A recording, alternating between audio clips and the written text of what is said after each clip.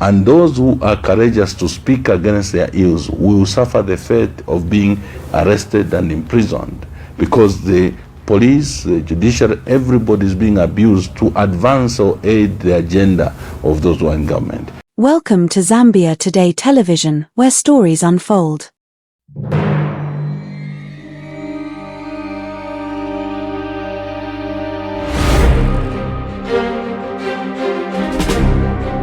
And today, we have a lead story about the state of our country's governance under President Hakainde Hichilema.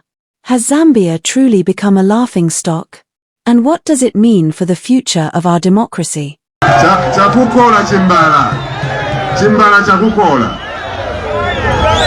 atalebwererapo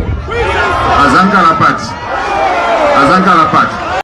Since taking office in 2021, President Hichilema has promised to restore Zambia's economic standing, tackle corruption, and unite the nation. But as we enter the third year of his leadership, the political landscape is becoming increasingly polarized, with more vocal criticisms coming from opposition voices.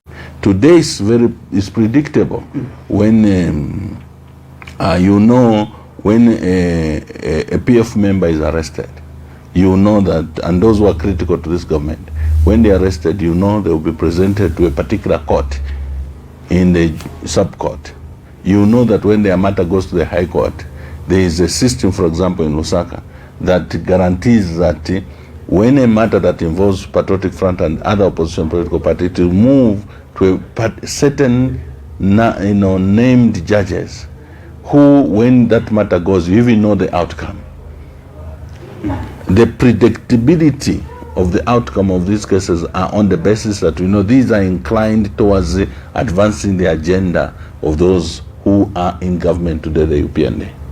And that is very sad, because I must say, the reason why some of us are passionate speaking against the idea of interfering with the judiciary is that the judiciary is a sacred entity of any society or any nation, to which every citizen is supposed to have confidence that when they go there, justice is guaranteed. The moment that is lost, it is now survival of the fittest, survival of the strongest.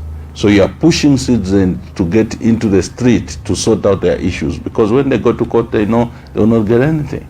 I have to go and fight my way to guarantee that my children who have an opportunity to still participate either in the economy or the governance of this country, or indeed have some space to do whatever they want in their own country. That's not the route we're supposed to go. Systems themselves should be able to guarantee it. One of the strongest criticisms comes from Raphael Nakachinda, the Secretary General of the opposition Patriotic Front, PF.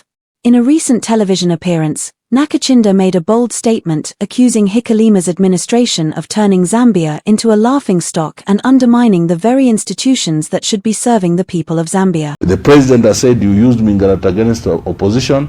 What has been the Mingarat?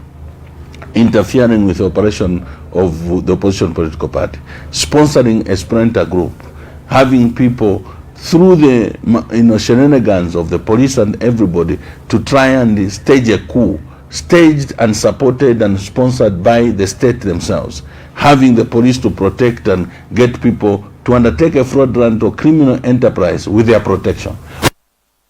The ones who are supposed to arrest. This is a very sad state of affairs in the Republic of Zambia.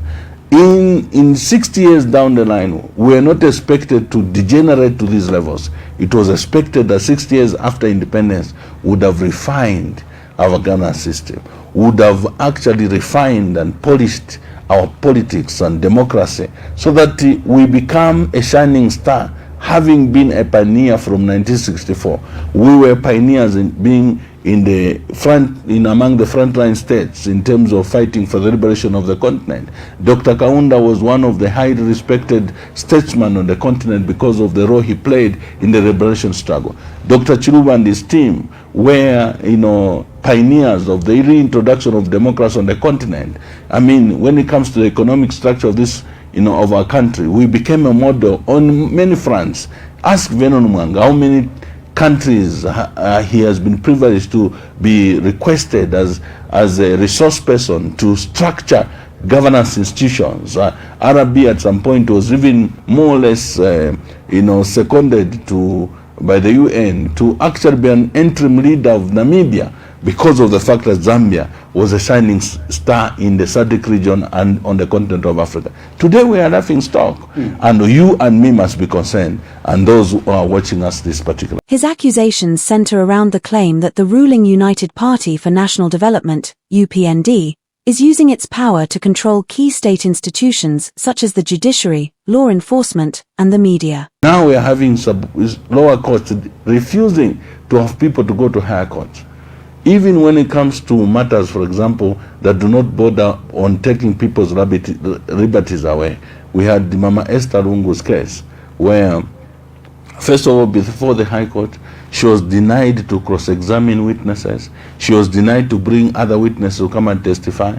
And then a verdict is, meted out. And then she's denied an opportunity for her to appeal or be heard. She had to go to the Court of Appeal to actually seek that the High Court be ordered for them to have this matter heard fairly. That is exposing the very ills that we're talking about.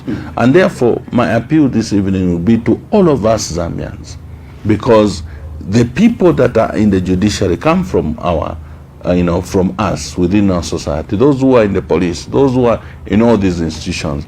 Is it a reflection of who we are? Cowards, those who are timid, who cannot stand up and stick to principle and professionalism regardless of the attempts by others to interfere?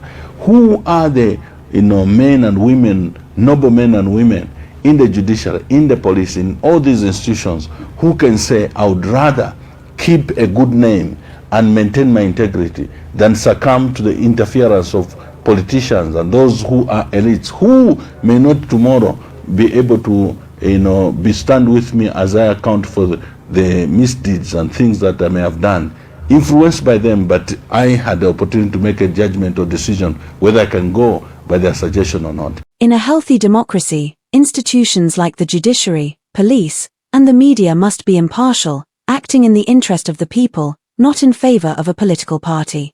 But Nakachinda argues that under President Hichilema's leadership, these critical institutions have become tools of the UPND, losing their independence and undermining Zambia's democratic framework.